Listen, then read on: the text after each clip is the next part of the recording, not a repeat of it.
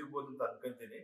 ಈಗ ಓಹೋ ಹಿಮಾಲಯ ಇದೆಯಲ್ಲ ಅದನ್ನ ಡಾಕ್ಟರ್ ರಾಜ್ಕುಮಾರ್ ಅವ್ರು ಕೇಳಿ ಹಾ ಹೌದು ಇನ್ಸಿಡೆಂಟ್ ಹೇಳ್ಬೋದು. ಹಂಸಲೇಖರು ಹೇಳಿದ್ರು ನನಗೆ. ಹ. ನನಗೆ ಅಣ್ಣವರು ಸಿಕ್ಕಿದಾಗೆಲ್ಲ ಹೇಳ್ತಾ ಇದ್ರು, ಶಿವರಾಮ್ ಅವರೇ ಅದೇನು ಓಹೋ ಹಿಮಾಲಯ, ಅದ್ಭುತ ಅದ್ಭುತ ಅನ್ನೋರು. ಆಮೇಲೆ ಹಂಸಲೇಖರು ಕೇಳಿದ್ರಂತೆ ನನಗೆ, ಆ ಶಿವರಾಮ್ ಅವ್ರ ಪಿಕ್ಚರ್ ಇದೆಯಲ್ಲ ಓಹೋ ಹಿಮಾಲಯ ಅದೇ ಥರ ನನಗೆ ಹಾಡಬೇಕು ಅಂತ ಅಂದಾಗ ಓಹೋ ಕಾಶ್ಮೀರ, ಓಹೋ ಓಹೋ ಕಾಶ್ಮೀರ ಮಾಡಿಸ್ಕೊಂಡ್ರು. ಇದು ಸ್ಫೂರ್ತಿ ಅವ್ರಿಗೆ. ನಾವು ಅವ್ರ ಸ್ಫೂರ್ತಿಯಿಂದ ಬೆಳೆದ ಅವ್ರನ್ನ ನೋಡಿ ಬರ್ದು. ಆಮೇಲೆ ಇನ್ನೊಂದು, ನಾವೆಲ್ಲ ಆ್ಯಕ್ಟಿಂಗ್ ನಾವೆಲ್ಲ ಕಲೀಲಿಲ್ಲ ರೀ. ನಾವೆಲ್ಲ ರಾಜ್ಕುಮಾರ್ ನೋಡಿ ನೋಡಿ ಅಣ್ಣವ್ರು ಮಾಡೋ ಅಭಿನಯ ಅದೇ ನಮ್ಮ ತಲೆಯಲ್ಲಿ ಇತ್ತಲ್ಲ, ಅದನ್ನ ನೋಡ್ಕೊಂಡೆ ಹೊಡಿತಿದ್ವಿ ಅಷ್ಟೆ. ಅಭಿಮಾನಿಗಳಲ್ಲ ನಾವು. ಫಸ್ಟ್ ಡೇ ಅವಾಗೆಲ್ಲ ನಾವು 65 ರೂಪಾಯಿ ಟಿಕೆಟು, 65 ಪೈಸೆನೋ ಏನೋ ಇತ್ತು. 65 ಪೈಸೆಗೆ ನಾವು ರಾತ್ರೆಲ್ಲ ಕಾಯ್ದು ಕ್ಯೂ ನಿಂತ್ಕೊಂಡು ತಗೊಂಡು ಫಸ್ಟ್ ಶೋ ನೋಡ್ಬೇಕು ನಾವು. ರಾಜ್ಕುಮಾರ್ದು ಯಾವುದು ನನಗನ್ಸುತ್ತೆ ಫಸ್ಟ್ ಬಿಟ್ಟೇ ಇಲ್ಲ ನಾವು. ಹಂಗೆ ರಾಜ್ಕುಮಾರ್ ತಲೆಗೆ ಹೋಗ್ಬಿಟ್ಟಿತ್ತು ಅವ್ರ ಅಭಿನಯ. ಅವ್ರಿಗೆ ಎಲ್ಲೆಲ್ಲಿ ಯಾವಾಗ ಏನೇನು ಮಾಡ್ತಾರೆ ಅದು ನಮ್ಮ ತಲೆಯಲ್ಲಿ ಇನ್ನೂ ಇದೆ. ನಾವು ಆ್ಯಕ್ಟಿಂಗ್ ಮಾಡಬೇಕಾ, ನಾವು ಅದು ನೆನೆಸ್ಕೊಂಡು ಮಾಡ್ತಿದ್ವಿ. ಹಾಗೆ ಅವ್ರು ನೋಡೇ ನಾವು ಕಲ್ತಿತ್ತು.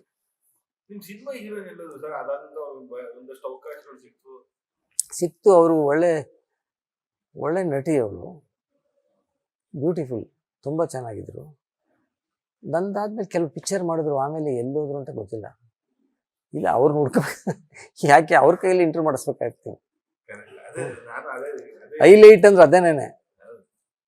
ನಾವು ಒಂದು ಈಗ 4 ತಿಂಗಳಿಂದ ಭಾಳ ಜನ ನೋಡಿದ್ರು, ನನಗೆ ಇಷ್ಟ ಆಗಲಿಲ್ಲ.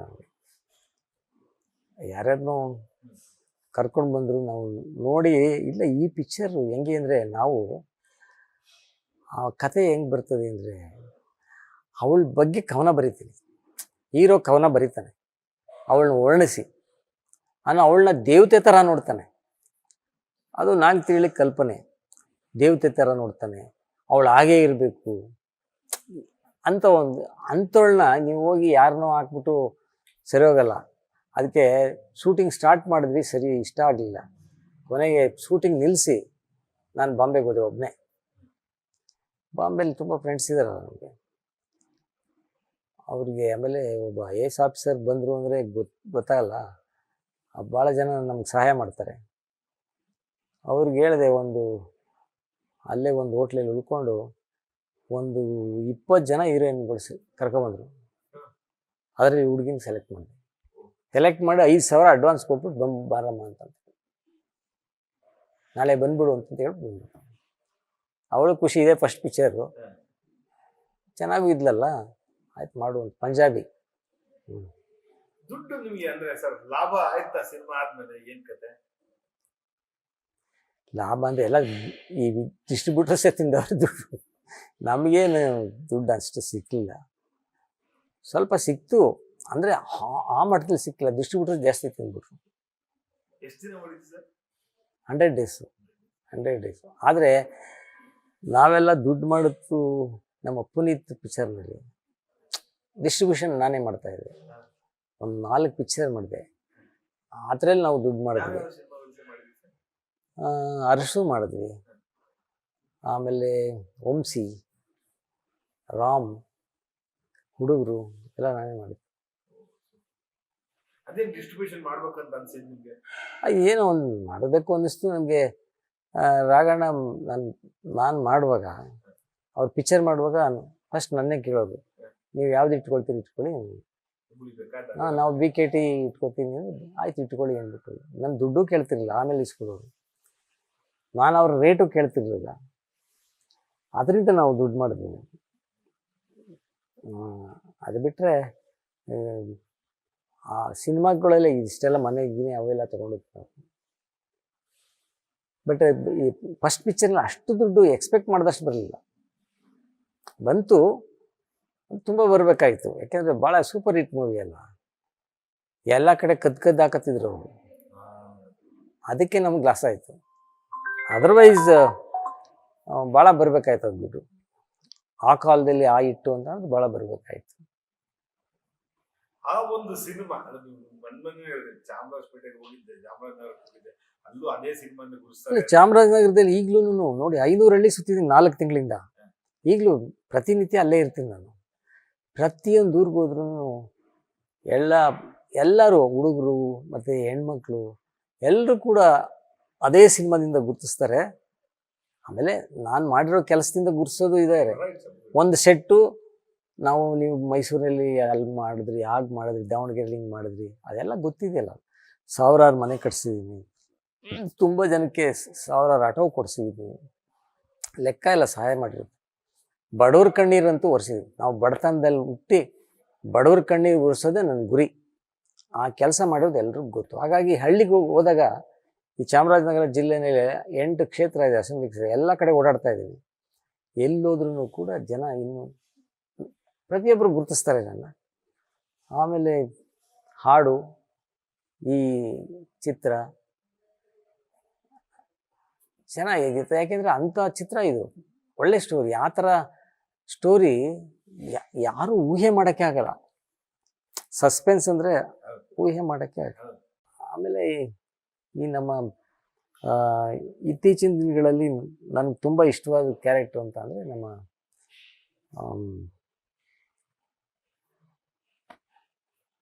ಯಡಿಯೂರಪ್ಪ. ತುಂಬ ಹತ್ತಿರದಿಂದ ನೋಡುತ್ತು ಅಂದರೆ ಯಡಿಯೂರಪ್ಪ. ದೊಡ್ಡ ನಾಯಕರಾಗಿ ಬೆಳೆದ್ರವರು. ಕರ್ನಾಟಕದಲ್ಲಿ ಇವತ್ತು ಹಳ್ಳಿಗಳಿಗೆ ಹೋಗ್ತೀವಿ, ಯಡಿಯೂರಪ್ಪನವ್ರ ಅಭಿಮಾನಿಗಳು ಬರೀ ಅವ್ರ ಸಮಾಜದವರೇ, ಎಲ್ಲ ಸಮಾಜದವರು ಇದ್ದಾರೆ. ನನಗೊಂದು ಸಾರಿ ಅವ್ರಿಗೆ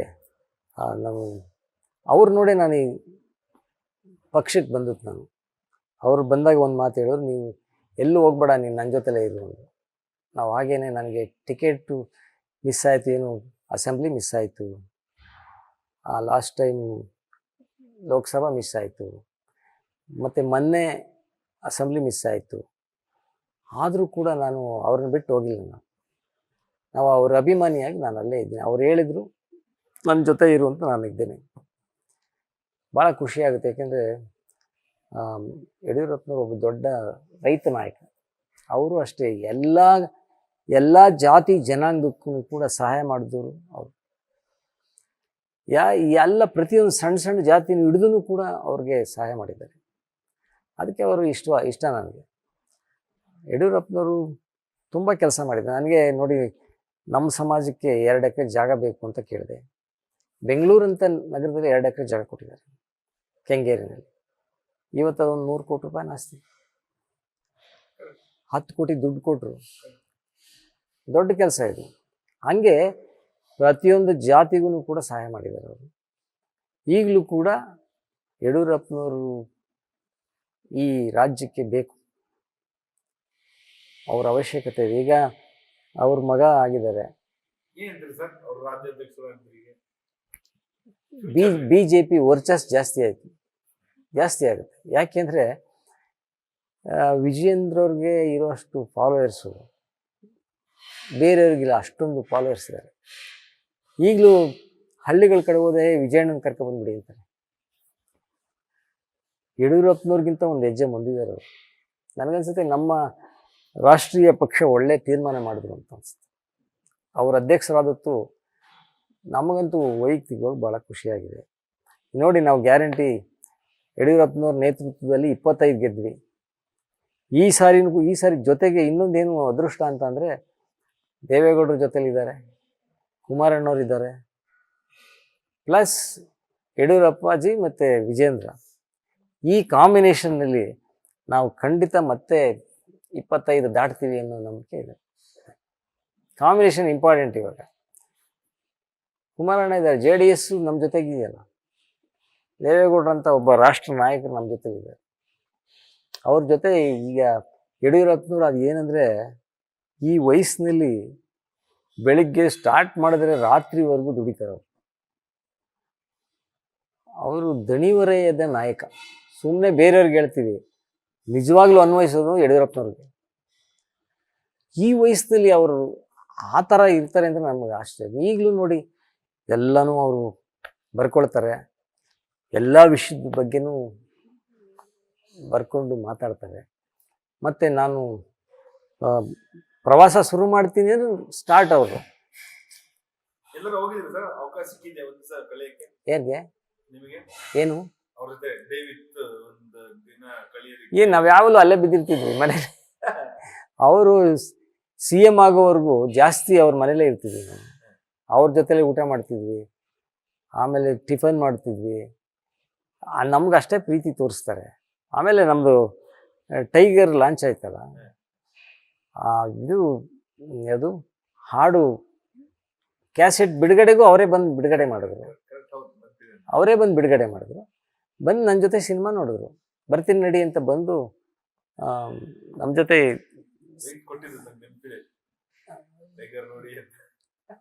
ಇಲ್ಲ, ಅವರು ಬಂದು ಸಿನಿಮಾ ನೋಡಿದ್ರು. ನಮ್ಮ ಕಂಡ್ರೆ ಭಾಳ ಪ್ರೀತಿ ಇದೆ. ಇಲ್ಲ, ಅವರು ನನ್ನ ಬಗ್ಗೆ ಚೆನ್ನಾಗಿ ಗೊತ್ತು ಅವ್ರಿಗೆ. ನಾವೆಲ್ಲ ಈಗ ನಾನು ಇವನ್ ಇದ್ದಾಗ ಏನು ಅಧಿಕಾರಿ ಆಗಿದ್ದಾಗ ನನಗೆ ಒಂದು ಅಷ್ಟು ದಿವಸ ಯಾವುದೋ ಕೆಲ್ಸಕ್ಕೆ ಬಾರದು ಹುದ್ದೆ ಕೊಟ್ಟಿದ್ರು ನನಗೆ. ಒಂದು ದಿವಸ ನಾನು ಅವ್ರ ಮನೆಗೆ ಹೋದೆ. ಏನು ಸರ್, ನಾವು ಇನ್ನೇನು ನಿವೃತ್ತಿ ಆಗ್ತಿದ್ವಿ, ನಮಗೊಂದು ಒಳ್ಳೆ ಹುದ್ದೆ ಕೊಡಿ. ಹಾಂ, ಗೊತ್ತಿದೆ ನನಗೆ, ಕೊಡ್ತೀನಿ ಹೋಗು ಅಂತ ಅಂದರು. ಬೆಳಿಗ್ಗೆನೇ ಆರ್ಡ್ರ್ ಇಶ್ಯೂ ಮಾಡಿದ್ರು. ಆ ಥರ. ಆಮೇಲೆ ಯಡಿಯೂರಪ್ಪನವರು ಒಂದು ಮಾತು ಕೊಟ್ಟರೆ ಮಾತಕ್ಕೆ ತಪ್ಪಲ್ಲ. ಅವ್ರ ಮಾತಿಗೆ ಕೊಡಬೇಕು, ಮಾತಿಗೆ ತಪ್ಪಲ್ಲ. ಅಂಥ ನಾಯಕರು ಪಡೆದಿರೋ ನಾವು ಧನ್ಯ ಅಂತ ಅನಿಸುತ್ತೆ. ಈ ನಾಡು ಧನ್ಯ. ಈಗ ನೋಡಿ, ನಮ್ಮ ರಾಷ್ಟ್ರೀಯ ಪಕ್ಷ ಅವ್ರನ್ನ ಬಿಡೋಕ್ಕೆ ತಯಾರಿಲ್ಲ. ಈ ವಯಸ್ಸಿನಲ್ಲೂ ಅವ್ರಿಗೆ ರಾಷ್ಟ್ರ ಮಟ್ಟದ ಸಮಿತಿನಲ್ಲಿ ಅವರು ಸದಸ್ಯರಿದ್ದಾರೆ. ಅಂಥ ವ್ಯಕ್ತಿತ್ವ ಉಳಿಸ್ಕೊಂಡಿದ್ದಾರೆ. ನಮಗೆಲ್ಲ ಅವ್ರು ಬೇಕು ಬಿಡಿ. ಮುಂದೆ ರಾಜಕೀಯದ ಗುರಿ ಸರ್ ನಿಮ್ಮದು? ಇದೀಗ ಚಾಮರಾಜನಗರ ಪ್ರಯತ್ನ ಮಾಡ್ತಾ ಇದ್ದೀನಿ. ನಮಗೆ ಯಡಿಯೂರಪ್ಪನವ್ರ ಆಶೀರ್ವಾದ ಇದೆ. ಅವರೇ ನಮಗೆ ಗಾಡ್ ಫಾದರ್ ಅಂದ್ರೆ ಅವರೇ. ಅವ್ರನ್ನ ನೋಡೇ ಪಕ್ಷಕ್ಕೆ ಬಂದಿತ್ತು. ನಾವು ನ್ಯಾಷನಲ್ ಕಾಲೇಜ್ನಲ್ಲಿ ರಾಜನಾಥ್ ಸಿಂಗ್ ನೇತೃತ್ವದಲ್ಲಿ ಅವರು ಸೇರಿದ್ವಿ. ಅವಾಗ ಅವರೇ ಅಧ್ಯಕ್ಷರು. ಅವಾಗ ಅವ್ರು ಹೇಳಿದ್ರು ನನ್ನ ಜೊತೇಲಿ ಇದ್ಬಿಡು ಅಂತ. ಈಗಲೂ ಇದ್ದೀವಿ. ಈ ಸಾರಿ ಕೈ ಹಿಡಿತಾರೆ ಅಂತ ನಾನು ನಂಬ್ಕೊಂಡಿದ್ದೀನಿ. ಏಕೆಂದರೆ ಸುಮಾರು 10 ವರ್ಷದಿಂದ ನಾನು ಪಕ್ಷದಲ್ಲಿದ್ದೀನಿ. ಭಾರತೀಯ ಜನತಾ ಪಕ್ಷದಲ್ಲಿ ಸ್ಟೇಟ್ ಎಕ್ಸಿಕ್ಯೂಟಿವ್ ಮೆಂಬರು ಇದ್ದೀನಿ. ಆದರೆ ನನಗಿನ್ನೂ ಅದೃಷ್ಟ ಬಂದಿಲ್ಲ. ಈ ಸಾರಿ ನೋಡೋಣ. ನಮ್ಮ ವಿಜಯಣ್ಣ ಮತ್ತು ಯಡಿಯೂರಪ್ಪನವ್ರ ಕಾಂಬಿನೇಷನಲ್ಲಿ ನಮ್ಗೆ ಅದೃಷ್ಟ ಸಿಗುತ್ತಾ. ಚಾಮರಾಜನಗರ ನಿಂತ್ಕೋಬೇಕು ಅಂತಿದ್ದೀನಿ. ಚಾಮರಾಜನಗರ ಹೋದ ಸಾರಿ ನನಗೆ ಟಿಕೆಟ್ ಫೈನಲ್ ಮಾಡಿದರು. ಅದು ಲಾಸ್ಟ್ನಲ್ಲಿ ಮಿಸ್ ಆಯಿತು. ಈ ಸಾರಿ ಮಿಸ್ ಮಾಡಬೇಡಿ ಅಂತ ಹೇಳಿದ್ದೀನಿ. ಅದೃಷ್ಟನೂ ಬೇಕಲ್ಲ, ನೋಡೋಣ. ಏನು ನಮ್ಗೆ ಒಂದೇ ಆಸೆ, ನನಗೇನು ಬೇರೆ ಆಸೆ ಆಕಾಂಕ್ಷೆಗಳು ಏನಿಲ್ಲ. ನಾನು ಬಾಬಾ ಸಾಹೇಬರ ಕೃಪೆಯಿಂದ ಒಂದು ಗುಡಿಸಲಿನಲ್ಲಿ ಬಿದ್ದಿದ್ದನು. ಇವತ್ತು ದೊಡ್ಡ ಮನೆ ಕಟ್ಟಿಕೊಂಡು ಚೆನ್ನಾಗಿದ್ದೀನಿ ನಾನು. ಅದೆಲ್ಲ ಬಾಬಾ ಸಾಹೇಬರ ಆಶೀರ್ವಾದ. ಅವರು ಋಣ ನಮ್ಮ ಮೇಲಿದೆ. ಆ ಋಣ ತೀರಿಸಬೇಕು. ಹೇಗೆ ತೀರಿಸೋದಂತಂದರೆ, ರಾಜಕೀಯದಲ್ಲಿ ಏನಾದರೂ MP ಆದರೆ ಬಡವ್ರ ಸೇವೆ ಮಾಡಿ ಸ್ವಲ್ಪ ಜೀವನ ತೃಪ್ತಿ ಸಾರ್ಥಕ ಮಾಡ್ಕೊಳ್ಳೋದು ಅಷ್ಟೇ. ಇದೊಂದೇ ನನ್ನ ಆಸೆ. ನಮಗೇನು ಹಣ ಮಾಡಬೇಕು, ಆಸ್ತಿ ಮಾಡಬೇಕು, ಅವೆಲ್ಲ ಏನು ಆಸೆ ಇಲ್ಲ. ಆಮೇಲೆ ಶುರು ಮಾಡಿದ್ದು ಎಷ್ಟು ಚೆನ್ನಾಗಿ ಮಾಡಿದ್ವಿ ಅಂದರೆ, ನವಂಬರ್ 12, 1993 ಟೋಟಲ್ ಮಾಡಿ ಎಷ್ಟಾಗುತ್ತೆ? 39. ಅದು ನನ್ನ ಲೈಫ್ ನಂಬರು. 39 ನನಗೆ ಒಳ್ಳೆ ಕಾಂಬಿನೇಷನ್ ಕ್ಲಿಕ್ ಆಯ್ತು ನೋಡಿ. ಈ ನ್ಯೂಮರಾಲಜಿ ಭಾಳ ವರ್ಕೌಟ್ ಆಗುತ್ತೆ. ನಂದು ಡೇಟ್ ಆಫ್ ಬರ್ತು 6, 15 ನನ್ನ ಡೇಟ್ ಆಫ್ ಬರ್ತು. ಅದಿದ್ರೂ ಕೂಡ ಈ 3 and 9 ಕಾಂಬಿನೇಷನ್ ಭಾಳ ವರ್ಕೌಟ್ ಆಗುತ್ತೆ. ಅದು ತುಂಬ ವರ್ಕೌಟ್ ಆಯಿತು. ಸಕ್ಸಸ್ ಅಂದರೆ ಸಕ್ಸಸ್ಸು. ಇವತ್ತು ನಾನು ಚಾಮರಾಜನಗರ ನೆಕ್ಸ್ಟು ಪಾರ್ಲಿಮೆಂಟಿಗೆ ಕಂಟೆಸ್ಟ್ ಮಾಡಬೇಕು ಅಂತ ಅಲ್ಲಿ ಓಡಾಡ್ತಾ ಇದ್ದೀನಿ. ಈಗಾಗಲೇ ಒಂದು 500 ಹಳ್ಳಿ ಸುತ್ತಿದ್ದೇನೆ. ಹಳ್ಳಹಳ್ಳಿಗೆ ಹೋದರೆ ಜನ ಇನ್ನೂ ಆ ಪಿಕ್ಚರ್ನಲ್ಲೇ ನನ್ನ ಗುರುತಿಸ್ತಾ ಇದ್ದಾರೆ. ಹಾಡಾಡ್ತಾರೆ, ಅದನ್ನೇ ಹಾಡಾಡ್ತಾರೆ. ಎಂಥ ಪಿಕ್ಚರ್ ಸರ್ ಅಂತಾರೆ. ಅವ್ರು ಬೇರೆ ಪಿಕ್ಚರ್ಗಳು ಎಲ್ರಿಗೂ ಗೊತ್ತಿಲ್ಲ, ಕೆಲವರು ಹೆಣ್ಮಕ್ಳಿಗಂತೂ ಗೊತ್ತೇ ಇಲ್ಲ. ಬೇರೆ ಪಿಕ್ಚರ್ ಕೆಲವ್ರು ನೋಡಿದ್ದಾರೆ. ಆಮೇಲೆ ವಸಂತ ಕಾವ್ಯ ಮಾಡಿದ್ವಿ, ಪ್ರತಿಭಟನೆ, ಗೇಮ್, ಟೈಗರ್ ಭಾಳ ಮಾಡಿದ್ದೀವಿ. ಎಷ್ಟೇ ಪಿಕ್ಚರ್ ಮಾಡಿದ್ರು ಈ ಬಾನಲ್ಲೇ ಮಧುಚಂದ್ರಕ್ಕೆ ಆ ಹಾಡು, ಇದು ಏನು ಕತೆ ನನಗನ್ಸುತ್ತೆ ಮತ್ತೆ ನನಗೆ ಆ ಅದೃಷ್ಟ ಬರಲಿಲ್ಲ. ಅದು ಒಂದೇ ಸಾರಿ ಬರೋದೇನೋ ಅನಿಸ್ತದೆ. ಒಂದೇ ಈಗ ನೋಡಿ, ಬೇರೆಯವ್ರದ್ದು ಎಲ್ರಿಗೂ ಹಂಗೆ ಕ್ಲಿಕ್ ಆಗಲ್ಲ. ಕೆಲವ್ರಿಗೆ ಒಬ್ಬೊಬ್ರಿಗೆ ಒಂದು ಸಾರಿ ಕ್ಲಿಕ್ ಆಗುತ್ತೆ. ಅದು ಕ್ಲಿಕ್ ಆಗಿಬಿಟ್ರೆ ಮುಗಿತು, ಆ ಗುಂಗೆಲ್ಲ ನಡೀತಾ ಇರ್ತದೆ.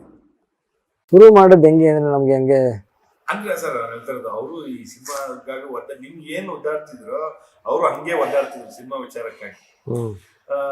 ನಿಮ್ಮನ್ನ ನೋಡಿದಾಗ ನೀವು ಹೀರೋ ಆಗ್ಬೋದು ಅಂತ ಅವ್ರು ಒಪ್ಕೊಂಡ್ರಂತ ಹೆಂಗೆ ಅದೇ ಅವ್ರ ತಾಟೆ ನಿಂತಿದ್ರು? ಅವ್ರ ತಾಟ್ ಪ್ರಶ್ನೆ ಬರಲ್ಲ. ಹೆಂಗೆ ಅಂದರೆ, ನಾನು ದುಡ್ಡು ಹಾಕೊಂಡು ಐ ಆಮ್ ಇಂಟ್ರೆಸ್ಟೆಡ್. ಆ ಕತೆ ಹಿಡ್ಕೊಂಡು ಬೇರೆ ಎಲ್ಲ ಕೇಳ್ತಿದ್ರಂತೆ ಅವರು.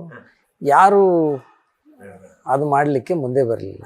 ಯಾಕೆ ಮುಂದೆ ಬರಲ್ಲ ಅಂದರೆ, ಅದು ಖಳನಾಯಕ, ಹೀರೋ ಖಳನಾಯಕ ಆಗ್ತಾನೆ. ಅದನ್ನು ಯಾವ ದೊಡ್ಡ ಹೀರೋಗಳು ಒಪ್ಪಲ್ಲ. ಬಟ್ ನಮ್ಗೆ ಅಂಥದ್ದೇ ಬೇಕು. ಯಾಕೆ ಅಂಥದ್ದೇ ಬೇಕು ಅಂದರೆ, ಏನಾದ್ರು ಹೊಸದನ್ನು ಮಾಡಬೇಕಲ್ಲ. ಆ ಟೈಮಲ್ಲಿ ನನಗನ್ಸುತ್ತೆ ನಾನು ಮಾಡೋವ್ರಿಗೂ ಆ ಥರ ರೋಲ್ ಯಾರೂ ಮಾಡಿರಲಿಲ್ಲ ಹೀರೋಗಳು. ನೆಗೆಟಿವ್ ರೋಲ್ ಮಾಡ್ತಾರಲ್ಲ ಹೀರೋಸ್, ಖಂಡಿತ ಈಗ ಮಾಡ್ತಾ ಇದ್ದಾರೆ. ಈ ಎಲ್ಲರೂ ವಿಲ್ಲನ್ ಆಗ್ತಾರೆ ಮತ್ತು ನೆಗೆಟಿವ್ ರೋಲ್ ಮಾಡ್ತಾರೆ. ಬಟ್ ಅವಾಗ ಆ ಸಿಚುವೇಶನ್ ಇರಲಿಲ್ಲ. ಅವಾಗ ಹೀರೋ ಅಂದರೆ ಹೀರೋ. ನಾವು ರಾಜ್ಕುಮಾರ್ ನೋಡಿ ಬೆಳೆದ್ವಲ್ಲ, ಎಲ್ಲರೂ ಹೀರೋ ಅಂದರೆ ರಾಜ್ಕುಮಾರೇ. ಹಾಗಾಗಿ ಆ ಟೈಮ್ನಲ್ಲಿ ಅವ್ರು ಒಪ್ಕೊಂಡ್ರು ಅವರು. ಆಮೇಲೆ ನಾನು IAS ಅಧಿಕಾರಿ ಇದ್ದೀನಲ್ಲ, ನನಗೂ ಫಸ್ಟ್ ಟೈಮ್ ಮಾಡಬೇಕು ಅನ್ನೋ ಇದಾಯಿತು. ಶುರು ಮಾಡೋಣ ಅಂತ ಒಪ್ಕೊಂಡ್ರು. ಆಮೇಲೆ ಶುರು ಮಾಡಿತು, ನೋಡಪ್ಪ ನಾವು ರಾವ್ ಕಾಲದಲ್ಲಿ ಶುರು ಮಾಡಬೇಕು ಅಂತ ಹೇಳಿ ನನಗಾಸೆ. ಟೈಮ್ ಗಿಮ್ ನೋಡಲ್ಲ ನಾವು. ರಾವ್ ಕಾಲದಲ್ಲಿ ಯಾಕೆ ಶುರು ಮಾಡಬಾರ್ದು ಅಂತ ರಾವ್ ಕಾಲದಲ್ಲಿ ಶುರು ಮಾಡಿದೆ. ಆಮೇಲೆ ಪೂಜೆ ಗೀಜೆ ಇಲ್ಲ ನನಗೆ. ಆವಾಗ 2 ಹೆಣ್ಮಕ್ಳಿದ್ರು. ಈಗ 3ನೇಳು ಆಮೇಲೆ ಹುಟ್ಟಿದ್ಲು. ಒಬ್ಬಳು ಸ್ವಿಚ್ ಆನ್ ಮಾಡೋದು, ಒಬ್ಬಳು ಕ್ಲಾಪ್ ಮಾಡೋದು. ಯಾರನ್ನೂ ಕರೆದಿಲ್ಲ ನಾವು. ಕನಕಾಪುರ ರೋಡಲ್ಲಿ ನಾವು ಮಾಡಿದ್ವಿ. ಕರೆಕ್ಟಾಗಿ ರಾವ್ ಕಾಲ ಕ್ಲಿಕ್ ಆಯ್ತು ನೋಡಿ. ಆಮೇಲೆ ಅದು ಅಷ್ಟೇ ಅಲ್ಲ, ಇದಕ್ಕೆ ಹೋದ್ವಲ್ಲ, ಯಾವುದಕ್ಕೆ ನಾವು ಓದ್ ಕಡೆ ಎಲ್ಲ ನಮಗೆ ಅವಕಾಶ ಹೆಂಗಿತ್ತು ಅಂದರೆ, IAS ಆಫೀಸರ್ ಅಂತ ಪರ್ಮಿಷನ್ಗೆ ಏನು ಕಷ್ಟ ಇರಲಿಲ್ಲ. ಯೂನಿವರ್ಸಿಟಿ ಅವ್ರದ್ದೇ ಬಸ್ ಕೊಟ್ಟರು, ಅಲ್ಲೇ ಪರ್ಮಿಷನ್ನು ಎಲ್ಲ. ನಮ್ಮ ಫ್ರೆಂಡ್ಸ್ಗಳಿದ್ರಲ್ಲ, ತೊಂದರೆ ಇಲ್ಲ. ಆಮೇಲೆ ಸಿಮ್ಲಾಗೆ ಹೋದ್ವಿ. ಸಿಮ್ಲಾಗೆ ಹೋದಾಗ ಅಲ್ಲಿ ನನ್ನ ಫ್ರೆಂಡೇ DC ಇದ್ದ. ಅಲ್ಲಿ ಮಾಲ್ ರೋಡ್ ಅಂತ ಶೂಟ್ ಮಾಡಿದ್ವಿ ನಾವು. ಅಲ್ಲಿ ಯಾರಿಗೂ ಕೊಡಲ್ಲಪ್ಪ, ನನಗೆ ಕೊಡಿಸ್ಬೇಕು ನೀನು. ನಾನಿದ್ದಾಗ ನಿನಗೇನು ಕೊಡಿಸ್ತೀನಿ ಬಿಡು ಅವನು. ಪರ್ಮಿಷನ್ ಕೊಟ್ಟರು. ಮಾಲ್ ರೋಡಲ್ಲಿ ವೆಹಿಕಲ್ಲೇ ಬಿಡಲ್ಲ. ಅಲ್ಲಿ ಶೂಟ್ ಮಾಡಿದ್ವಿ. 9 ದಿವಸ ಇದ್ವಿ. ಚೆನ್ನಾಗಿ ನಾವು ಓದ ಅದೃಷ್ಟ ಅಂತ ಅಂದರೆ ಸ್ನೋಫಾಲ್ ಚೆನ್ನಾಗಾಗೋಯ್ತು. ಅದೃಷ್ಟ, ಅದೇ ಅದೃಷ್ಟ ಅನ್ನೋದು. ಆ ಅದೃಷ್ಟ ಇನ್ನೂ ಬಂದಿಲ್ಲ ನಮ್ಗೆ. ಅದು ಒಂದೇ ಅದೃಷ್ಟ.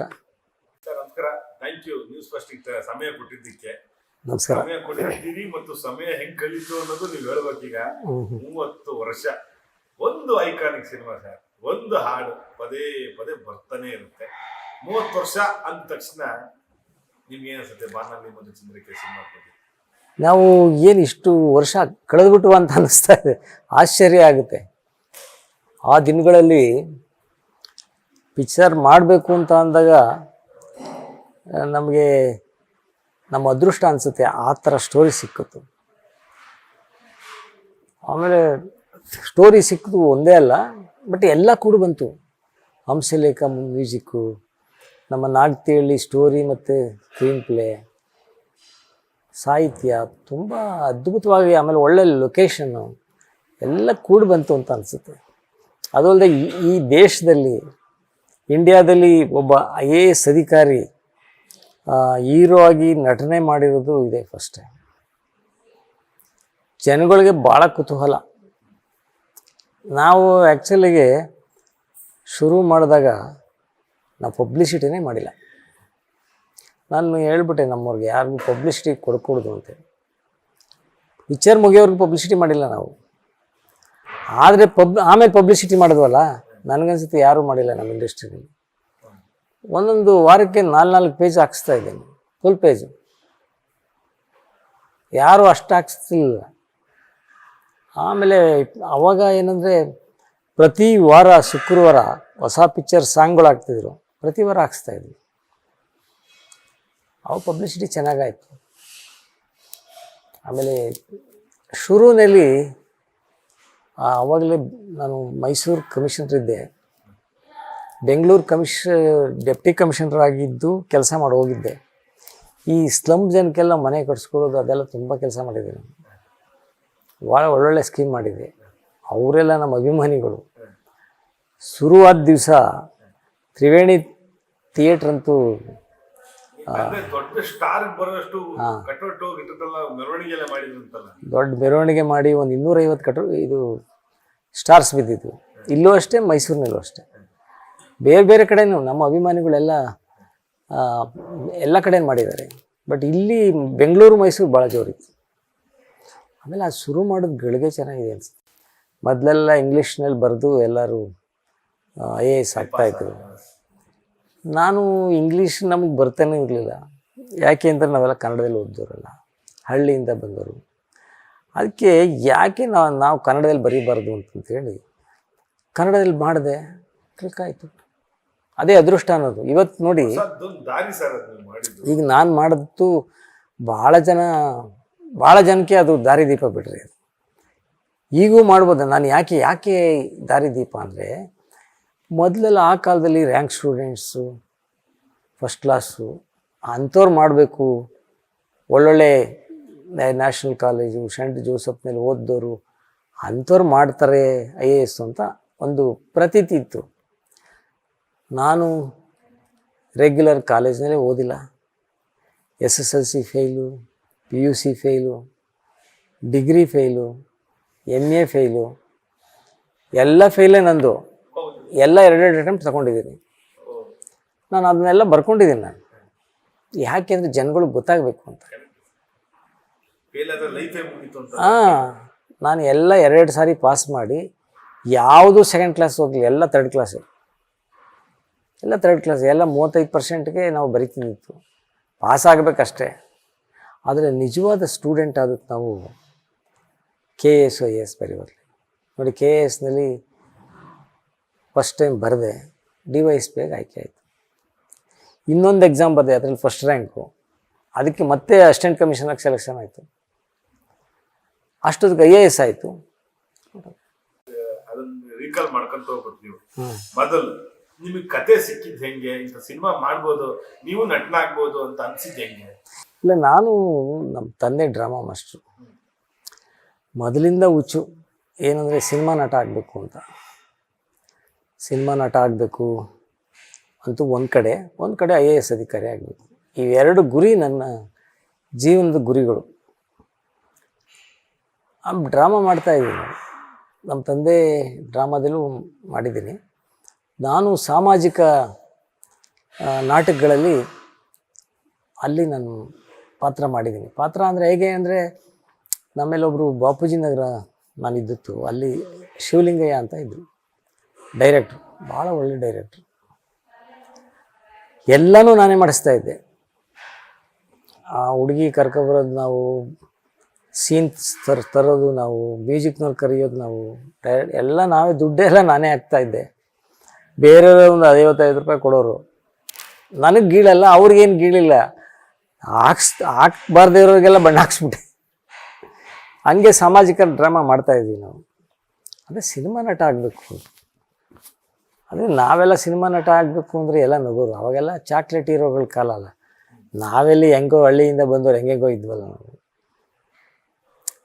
ಈ ಆ ಕಾಲದಲ್ಲಿ ನಟ ನಟಿಯರು ಬೇಕಾಗಿದ್ದಾರೆ ಅಂತ ಕಾಲ್ ಮಾಡೋರು. ಎಲ್ಲಕ್ಕೂ ಕಾಯ್ತಾ ಇರ್ತಿದ್ದು ಅಜ್ಜಿ ಹಾಕ್ಬಿಡೋದು. ಅವ್ರ ಕರಿಯರು ಇಂಟ್ರಿಗೆ ಬನ್ನಿ ಅಂತ ನಾನು ಹೋಗ್ತಿರ್ಲಿಲ್ಲ.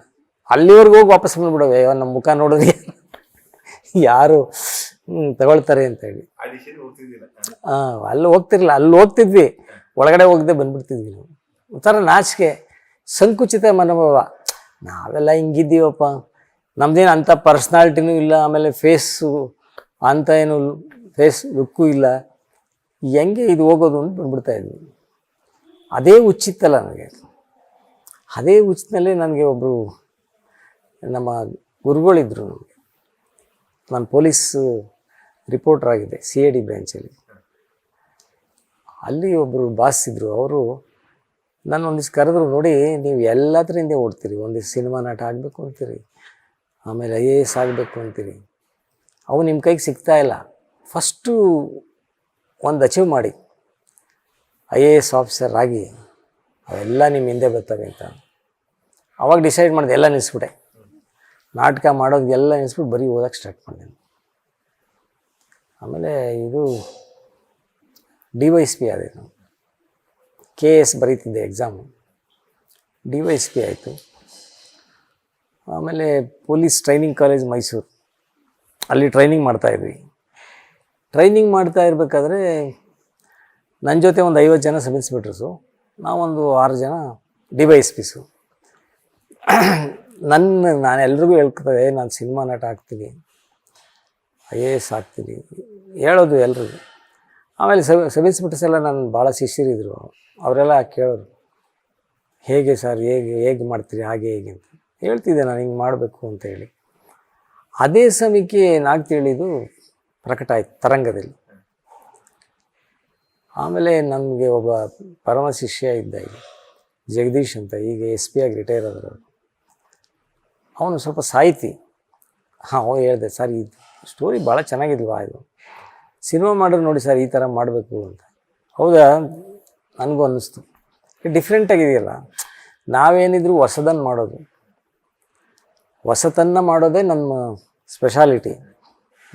ಮಾಡಿದ್ರೆ ಇಂಥ ಸಿನಿಮಾನೇ ಮಾಡಬೇಕು, ನೋಡೋಣ ಬಿಡು ಅಂತ ಸುಮ್ಮನೆ ಆಗ್ಬಿಟ್ಟೆ. ಆಮೇಲೆ IAS ಆಯಿತು, ಹೊರಟೋದೆ ನಾನು.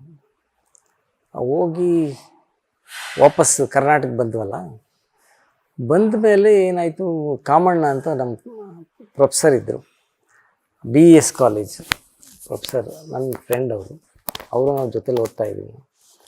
ಅವನು ಒಂದು ದಿವಸ ಮನೆಗೆ ಬಂದ, ನೋಡಪ್ಪ ನೀನೇನು ಸಿನಿಮಾ ಮಾಡ್ತೀನಿ ಅಂತೀಯಲ್ಲ, ನಾಟ್ತಿಳಿ ಇದು ಕೊಡ್ತಾರಂತೇನು ಸ್ಟೋರಿ ಮಾಡಿಬಿಡು ಅಂದೆ. ಹೌದಾ, ಆಯಿತು ಕರ್ಕೊಂಬ ಅಂತ ಅಂದೆ. ಸೊ ನಾಗ್ತಿಳಿನ ಕರ್ಕೊಬಂದ್ರು ಅವರು. ನಾಗ್ತಿಳಿ ಹೇಳಿದ್ರು, ನೀವು ಮಾಡುವಂಗಿರು ಮಾಡಿ, ನೀವು ಯಾರ ಕೆಲವರು ನಿರ್ದೇಶನ ಮಾಡಿಸ್ಕೊಳ್ಳಿ ಅಂದೆ. ಆಮೇಲೆ ನಾನು ಇಲ್ಲ ನಿಮ್ಮ ಪ್ರಾಡಕ್ಟ್ ಇದು, ಅದು ನಿಮ್ಮ ಕಲ್ಪನೆಗೆ ತಕ್ಕಂತೆ ನೀವೇ ಮಾಡಬೇಕು, ಮಾಡಿ ನೀವೇ ಮಾಡಿ ಅಂತ. ಅಲ್ಲಿಂದ ಸ್ಟಾರ್ಟ್ ಆಯಿತು. IAS KS ಮಾಡೋಕ್ಕೆ ಇಷ್ಟು ಗಂಟೆ ಓದಿದೆ, ಇಷ್ಟು ಡೆಡಿಕೇಶನ್ ಮಾಡಿದೆ, ಹಿಂಗಿದ್ದೆ, ಹಂಗಾದೆ ಅಂತೆಲ್ಲ ಮಾತಾಡ್ತಾರೆ. ನೀವು ಹೆಂಗೆ ಅದನ್ನೆಲ್ಲ? ಇಲ್ಲ, ನಾವೆಲ್ಲ ಡೆಡಿಕೇಶನ್ ಹೆಂಗೆ ಅಂದರೆ, ದಿನಕ್ಕೊಂದು 15 ಗಂಟೆ ಓದ್ತಾಯಿದ್ವಿ, ತುಂಬ ಓದ್ತಾಯಿದ್ವಿ. ನಮಗೇನು ಗೊತ್ತಿಲ್ವಲ್ಲ ನಮಗೆ. ಈಗ ಇವತ್ತು ಬೆಂಗಳೂರು ನಗರದಲ್ಲಿ ಒಂದು 40 ಇನ್ಸ್ಟಿಟ್ಯೂಷನ್ಸ್ ಇದೆ, 40-50 ಇನ್ಸ್ಟಿಟ್ಯೂಷನ್ IAS ಟ್ರೈನಿಂಗ್ಗೆ, KS ಟ್ರೈನಿಂಗ್ಗೆ. ನಮ್ಮ ಕಾಲದಲ್ಲಿ ಒಂದೂ ಇರಲಿಲ್ಲ. ಹೋದರೆ ಡೆಲ್ಲಿಗೆ ಹೋಗ್ಬೇಕಾಗಿತ್ತು, ನಮ್ಗೆ ಆ ಶಕ್ತಿ ಇಲ್ಲ ಇಲ್ಲಿ. ಆಮೇಲೆ ಒಳ್ಳೊಳ್ಳೆ ಬುಕ್ಸ್ ಓದೋಕ್ಕೂ ನಮ್ಮ ಕೈಲಿ ಆಗ್ತಿರಲಿಲ್ಲ, ಅದು ತಗೊಳಕ್ಕೆ ನಮಗೆ ಶಕ್ತಿ ಇರಲಿಲ್ಲ. ನಾವೆಲ್ಲ ಹೆಂಗೆ ಅಂದರೆ, ಫುಟ್ಪಾತ್ನಲ್ಲಿ ಹುಡುಕ್ತಿದ್ದೀವಿ. ಫುಟ್ಪಾತ್ನಲ್ಲಿ ಎಲ್ಲ ರಸ್ತೆನಲ್ಲಿ ಇಟ್ಕೊಂಡು ಮಾರ್ತಿದ್ರಲ್ಲ ಬುಕ್ಸು, ಅಲ್ಲೋಗಿ 10 ಪೈಸೆ 25 ಪೈಸೆಗೆ ತೊಗೊಳೋದು ಬುಕ್ಸು. ಆಮೇಲೆ ಹಳೆ ಮ್ಯಾಗ್ಝಿನ್ಗಳು ಇದೆಲ್ಲ ತಗೊಂಡು ಓದಿದ್ರು. ಅದೇ ಓದಿ ಕರತಲ ಮಲಕ ಅಂತಾರೆ, ಓದಿ ಅದನ್ನೇ ತಲೆಯಲ್ಲಿ ಕಂಪ್ಯೂಟರೈಸ್ ಮಾಡ್ಕೊಬಿಡ್ತಿದ್ವಿ. ಅವಾಗ ಕಂಪ್ಯೂಟರ್ ಇರಲಿಲ್ಲ, ನೆಟ್ ಇರಲಿಲ್ಲ, ಮೊಬೈಲ್ ಇರಲಿಲ್ಲ, TV ಆಗ್ತಾನೆ ಬಂದಿತ್ತು, ನಮಗೇನೂ ಇರಲಿಲ್ಲ. ಬರೀ ಪೇಪರು ಮ್ಯಾಗ್ಝಿನ್ಸ್ ಇಷ್ಟೇ. ನಾವು ಒಳ್ಳೊಳ್ಳೆ ಬುಕ್ಸನ್ನು ಕೂಡ ಓದ್ತಿರ್ಲಿಲ್ಲ. ನಾವು ಒಳ್ಳೊಳ್ಳೆ ಬುಕ್ಸು ಕೂಡ ನಾವೇನು ಓದ್ತಾ ಇರಲಿಲ್ಲ. ನಾವು ಸಿಂಪಲ್ ಬುಕ್ಸ್. ಈಗ ನಾನು ಅವಾಗ ಇತಿಹಾಸ ತೊಗೊಂಡಿದ್ದೆ.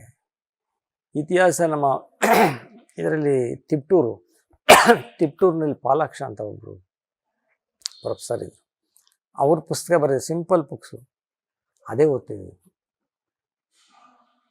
ನಾವು. ಅದೇ ಒಂದು 10 ಸಾರಿ ಓದೋದು, ತಲೆಗೆ ಹಿಡಿದ್ಬಿಡೋದು, ಅದನ್ನು ನಾವು ಬಣ್ಣ ಕೊಟ್ಟು ಬರಿತಿದ್ವಿ. ವೇ ಆಫ್ ರೈಟಿಂಗ್ ಭಾಳ ಇಂಪಾರ್ಟೆಂಟು.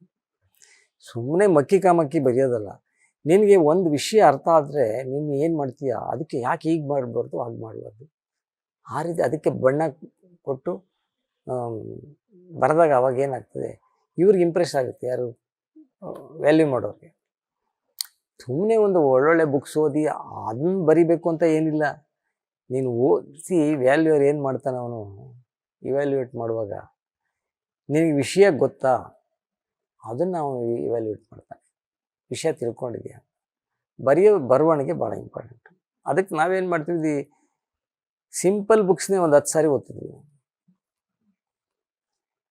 ಕನ್ನಡ ಲಿಟ್ರೇಚರ್ ತೊಗೊಂಡೆ ನಾನು. ಕನ್ನಡ ಮೀಡಿಯಮ್ ಅಲ್ಲದೆ ಕನ್ನಡ ಲಿಟ್ರೇಚರು, ಕನ್ನಡ ಸಾಹಿತ್ಯ ತೊಗೊಂಡ್ರೆ ಭಾಳ ಖುಷಿಯಾಯಿತು. ಏನು ಇಂಥ ಕನ್ನಡ ಸಾಹಿತ್ಯನ ಓದೋದೇ ನಮ್ಗೆ ಅದೃಷ್ಟ. ಇಂಥ ಭೂಮಿನಲ್ಲಿ ನಾವು ಹುಟ್ಟಿದ್ದೀವಲ್ಲ ಅನ್ನೋ ಅದೃಷ್ಟ.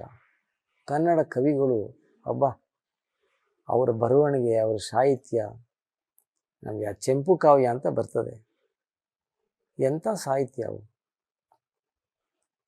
ಈ ಪಂಪ, ರನ್ನ, ಜನ್ನ, ಕುವೆಂಪು, ಇದೆಲ್ಲ ಇವ್ರದ್ದು ಬರವಣಿಗೆ ನೋಡಿ ಖುಷಿಯಾಯಿತು ನನಗೆ. ನನ್ನ ಜನ್ಮ ಸಾರ್ಥಕ ಆಯ್ತು. ಅಟ್ಲೀಸ್ಟ್ ನಾನು ಕನ್ನಡ ಲಿಟ್ರೇಚರ್ ಓದಬೇಕಾಗಿತ್ತು, ಈಗಾದರೂ ತೊಗೊಂಡು ಓದ್ತಾ ಇದ್ದೀನಿ ಅಂತ ಖುಷಿಯಾಯಿತು. ಆ ಕನ್ನಡದಿಂದನೇ ನಾನು IAS ಅಧಿಕಾರಿ ಆದೆ ಅಂತ ಅನಿಸಿದ್ರೆ ತಪ್ಪಾಗಲ್ಲ. ಈ ನಿಮ್ಮ ಸಿನಿಮಾದ ಒಂದು 2-3 ಘಟ್ಟಗಳ ಬಗ್ಗೆ ಮಾತಾಡ್ತಾ ಇದ್ದೆ. ಮೊದಲನೇದು, ಇವತ್ತು 30 ವರ್ಷ, ಇವತ್ತು ತುಂಬ ಪೀಕಲ್ಲಿರೋ ನಟ ಪ್ರಕಾಶ್. ನಿಮ್ಮ ಸಿನಿಮಾಗ ಒಂದು ಐಡೆಂಟಿಫೈ ಕೊಟ್ಟಂತ ಹೌದು, ನಮ್ಮದೇ ಐಡೆಂಟಿಫಿಕೇಶನ್ ಕೊಟ್ಟಂತ ಪಾತ್ರ. ಇಲ್ಲ ಇನ್ನು ಹಾಕೋಬಹುದು ಅಂತ ಬೇರೆಯವರಿಗೆಲ್ಲ ಅನಿಸುತ್ತೆ. ಅವ್ರ ಬೆಳವಣಿಗೆ ಬಗ್ಗೆ, ಅವತ್ತಿನ ಅವ್ರ ನಟನ ಬಗ್ಗೆ ಏನು?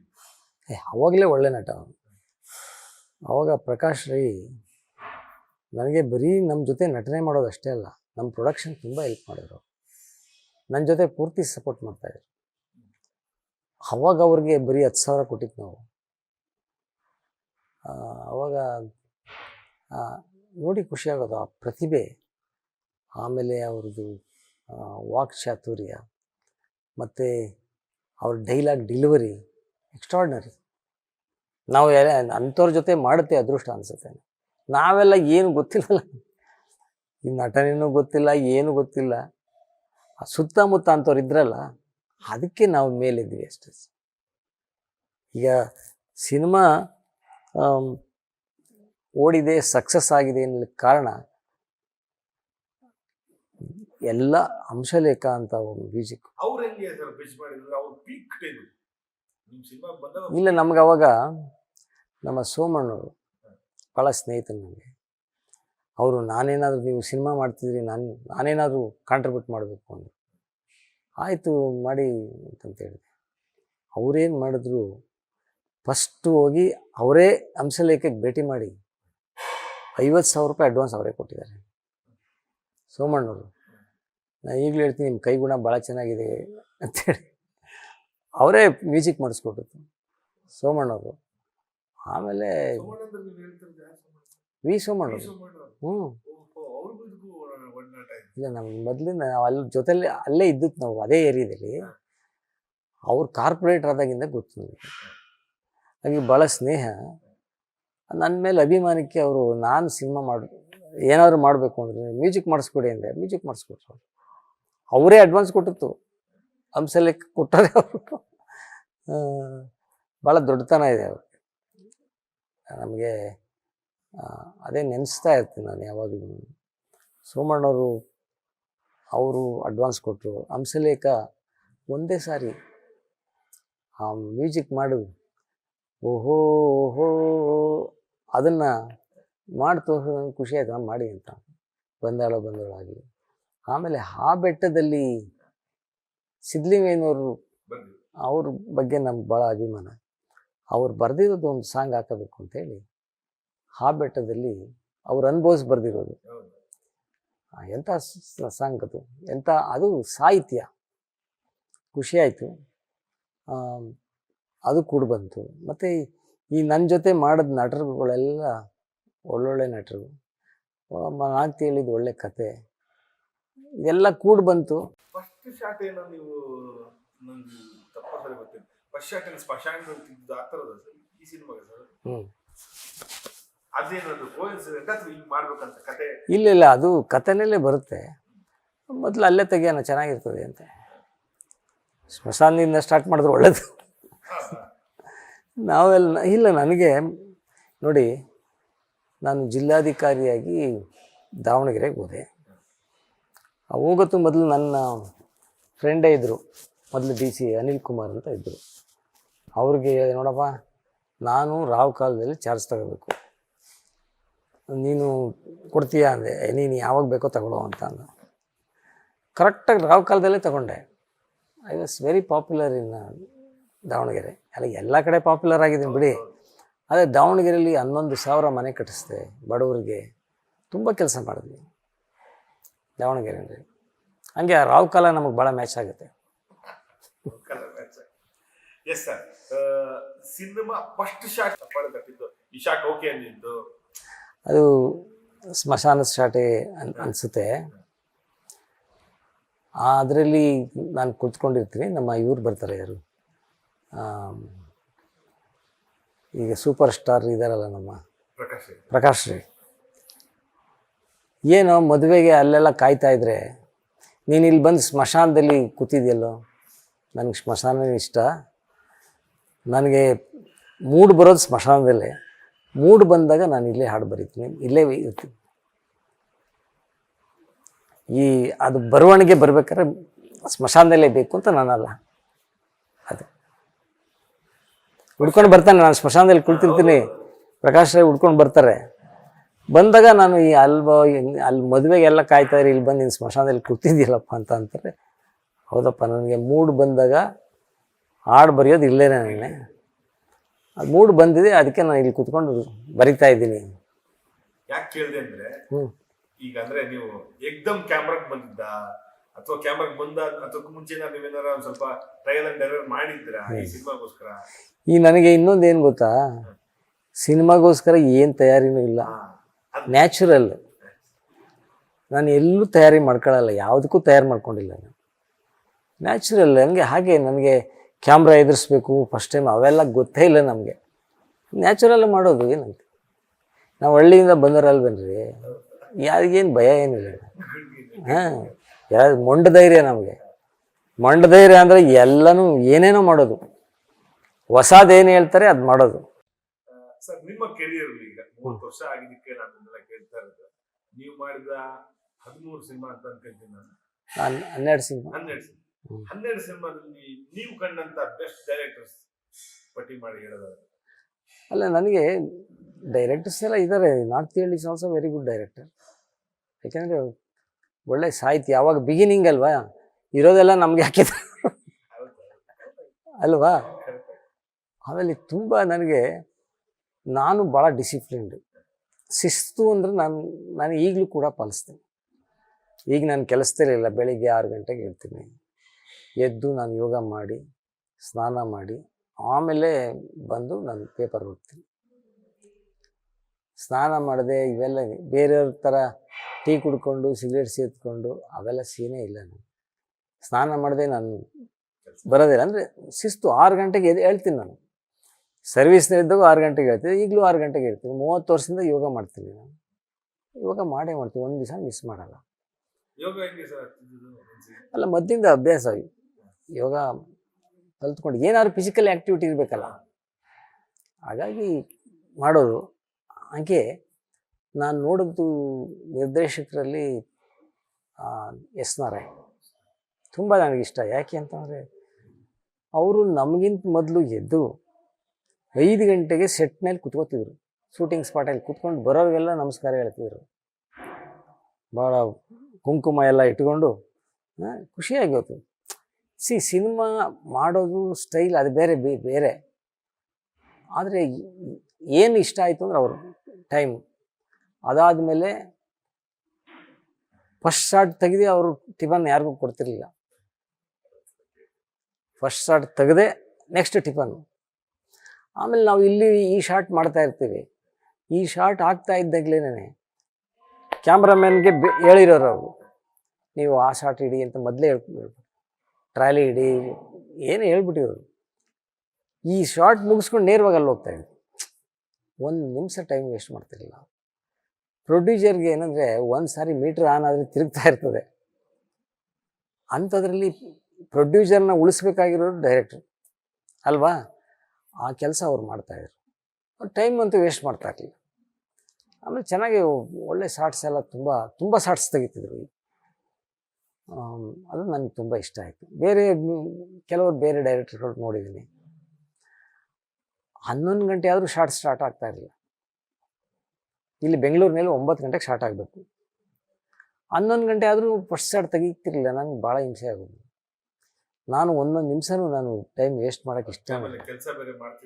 ನಾನು IAS ಅಧಿಕಾರಿಯಾಗಿ 1 ದಿವಸ ಕೂಡ ರಜಾ ಆಗ್ತಿರ್ಲಿಲ್ಲ. ನಾನು ಸಿನಿಮಾಗೆ 15 ದಿವಸ ಕ್ಯಾಶುವಲ್ ಲೀವ್ ಬರ್ತೀವಿ, ಅದರಲ್ಲೇ ಮುಗಿಸ್ತಾ ಇದ್ದೆ.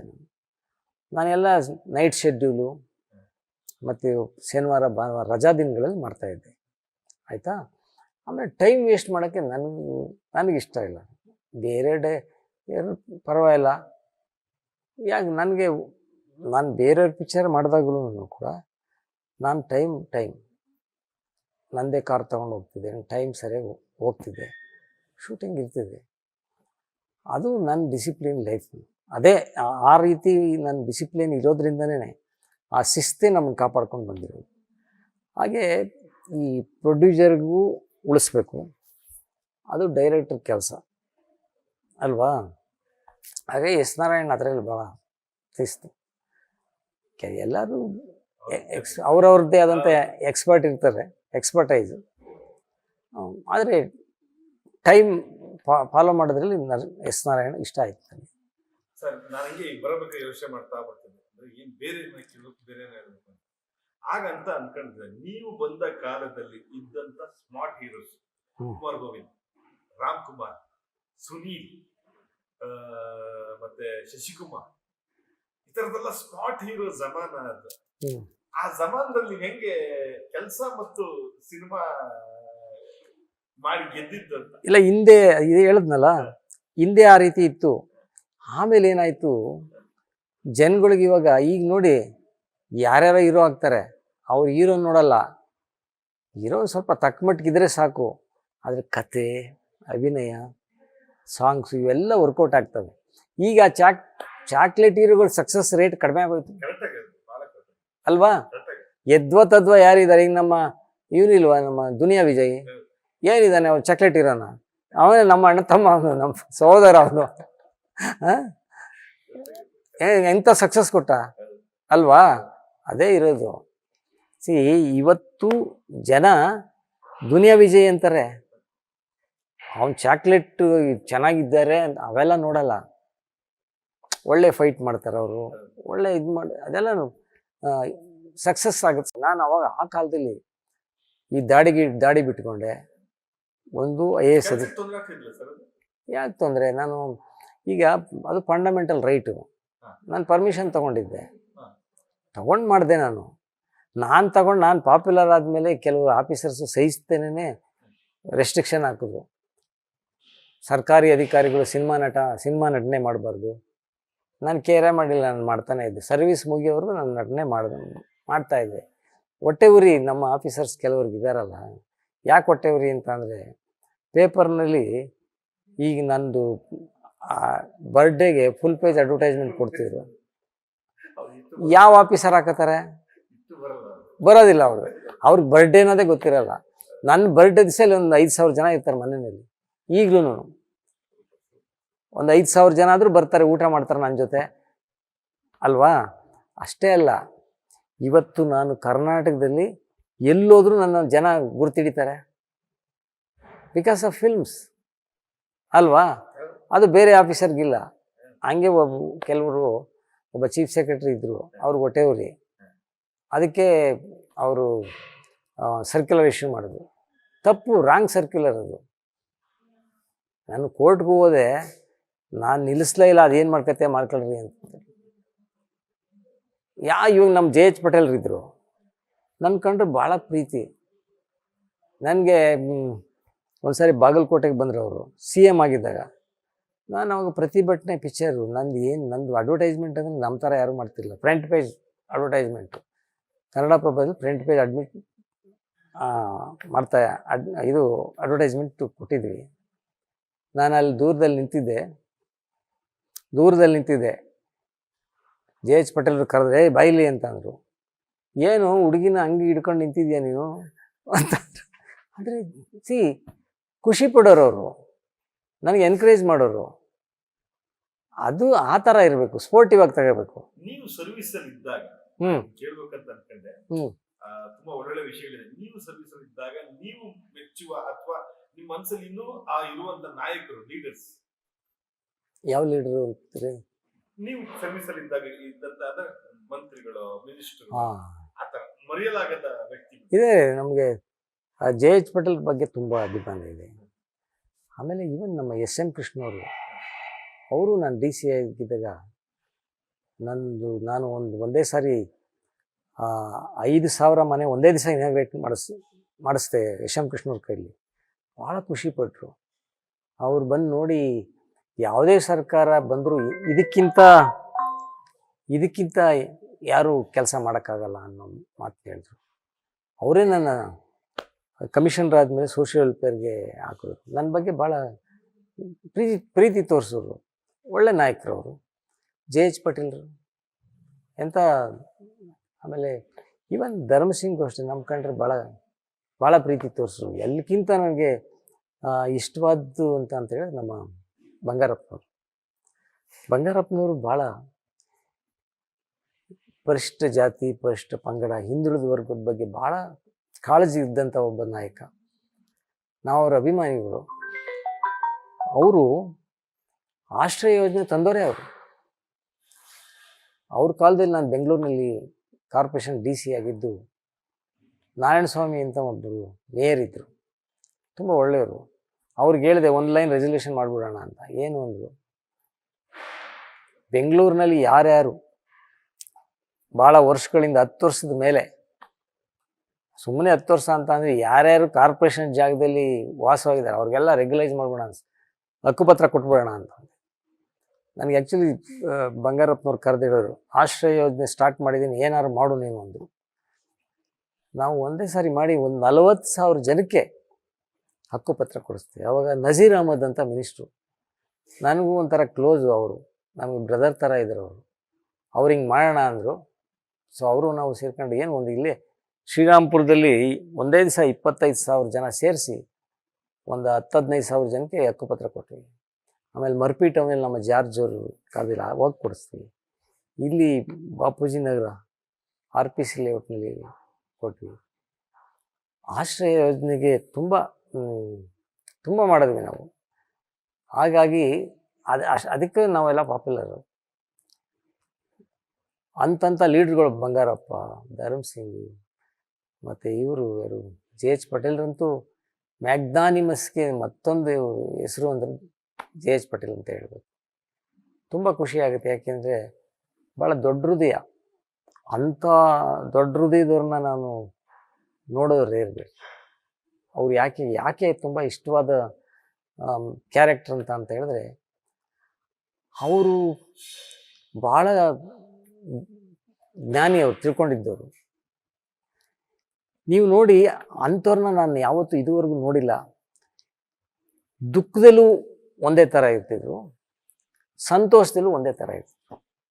ಆ ಥರ ಕ್ಯಾರೆಕ್ಟ್ರು ನೋಡಿತ್ತು ಅಂದರೆ ಜೆ ಎಚ್ ಪಟೇಲ್. ಯಾಕೆ ಅಂತಂದರೆ, ಅವರ ಮೊಮ್ಮಕ್ಕಳು ಸತ್ತಾಗ ನಾವು ಅಲ್ಲೇ ಇದ್ವಿ, ದಾವಣಗೆರೆ DC ಆಗಿದ್ದೆ, ಅವಾಗೂ ನೋಡ್ತಾ ಇದ್ವಿ. ಅವರು ಮುಖ್ಯಮಂತ್ರಿ ಆಗಿದ್ದಾಗೂ ನೋಡ್ತಾ ಇದ್ವಿ. ಒಂದೇ ಥರ ಅವರು, ಬದಲಾವಣೆನೇ ಇಲ್ಲ. ಅಂಥ ವ್ಯಕ್ತಿತ್ವ ನನಗನ್ಸುತ್ತೆ ಅಪರೂಪದ ವ್ಯಕ್ತಿತ್ವ. ಆಮೇಲೆ ಜಾತಿನೇ ಇಲ್ಲ ಅವ್ರಿಗೆ. ಜಾತಿ ಅಂತ ಅಂದರೆ ಜಾತಿ ಮೀರಿ ಬೆಳೆದವರು ಅವರು. ಎಲ್ಲರನ್ನೂ ಸಮಾನವಾಗಿ ಎಷ್ಟೊಂದು ಪ್ರೀತಿ ತೋರಿಸಿದ್ರು, ತುಂಬ ಪ್ರೀತಿ ತೋರಿಸೋರು. ಅಂಥ ನಾಯಕರು ನಮ್ಗೆ ಸಿಗೋದು ಕಷ್ಟ ಅನಿಸುತ್ತೆ. ಈಗ ಕೆಲವರು ದ್ವೇಷ, ಅಸೂಯೆ ಈ ಥರದವ್ರು ಇದ್ದಾರೆ ನಾಯಕರುಗಳು. ಅವ್ರು ಆ ಥರ ಇರಲಿಲ್ಲ. ಜಯೇಶ್ ಪಟೇಲ್ರು ಬಹಳ ದೊಡ್ಡ ಮನುಷ್ಯ, ದೊಡ್ಡ ಹೃದಯದವರು. ನ್ಯೂಸ್ ಫಸ್ಟ್ ನಿರ್ಭೀತಿಯಿಂದ ನಿಮ್ಮ ಪರವಾಗಿ.